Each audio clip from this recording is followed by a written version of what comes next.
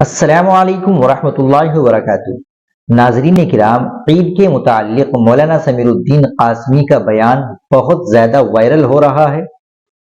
ناظرین، ماہ رمضان المبارک اور عیدین کے حسین موقع پر رؤیت ہلال کے سلسلے میں متعدد مسالک کے علماء و مشائخ کے مابین کافی ہنگامہ آرائیہ ہوتی رہی ہے، جو تقریباً اب ماہر فلکیات مولانا محمد سمیر الدین قاسمی کی زبردست تحقیقات کے ذریعے ختم ہوتی سی نظر آ رہی ہے۔ گزشتہ چند سالوں سے عموماً یہی دیکھا گیا ہے کہ چاند کے سلسلے میں ماہر فلکیات مولانا سمیر الدین قاسمی کی پیشین گوئیاں صحیح اور درست ثابت ہوئی ہے۔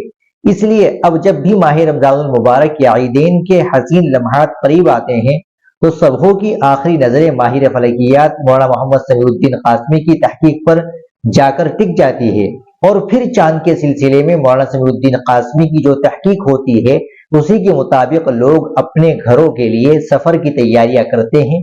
چنانچہ حسب روایات اس دفعہ بھی دہلی کے ایک عالم دین مولانا عامر ظفر نے ماہر فلکیات مولانا محمد سمیر الدین قاسمی سے انڈیا میں عید الفطر کے چاند کی صورتحال دریافت کی تو مولانا نے جواباً عرض کیا کہ 30 مارچ سن 2025 بروز اتوار انڈیا میں چاند کی اونچائی 14 ڈگری، برما میں 12 ڈگری، بنگلہ دیش میں 13 ڈگری، نیپال میں 13 ڈگری، کراچی میں 14 ڈگری، پشاور میں 14 ڈگری، ایران میں 15 ڈگری، افغانستان میں 14 ڈگری اور چاند 10 ڈگری میں نظر آتا ہے۔ 9 ڈگری میں دوربین سے بھی مشکل سے نظر آتا ہے، اور ذکر کردہ مقامات میں تو 10 ڈگری سے بھی اونچا ہے، یعنی 12 ڈگری سے زیادہ اونچائی پر ہے۔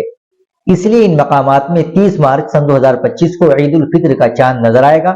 البتہ چاند کچھ چھوٹا اور باریک ہوگا، جس کی عمر ہے وہاں 26 گھنٹے اور 25 منٹ۔ اس لیے اگر کوئی چاند کی رؤیت کی شہادت اور گواہی دے تو پھر آپ حضرات اسے قبول کر لیں اور 31 مارچ سن 2025 سوموار کو عید الفطر منائیں۔